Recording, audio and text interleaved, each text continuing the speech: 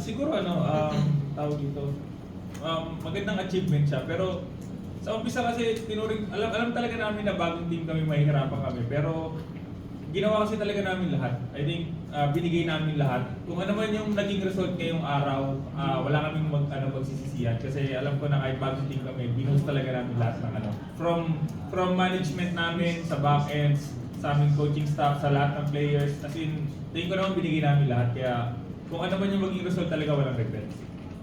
Sa akin po,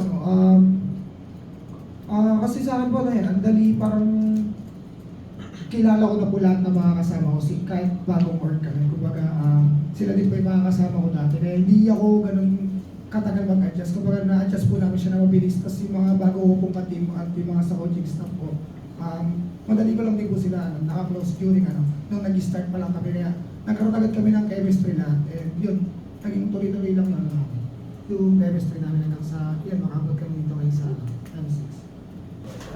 Yan, nakaka-proud kasi nga. Actually, parang in-expect ko na siya. Kasi nung nagsisimula pa lang kami, yung mga first or 2 months namin, parang sobrang lakas namin sa scrims.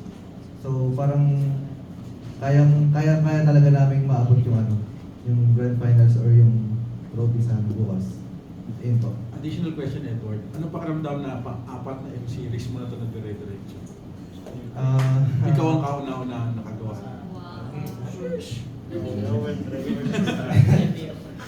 Ayun, masaya kasi pero nakakalungkot din eh. May curse ako sa grand finals eh, pero ilang beses na akong second place.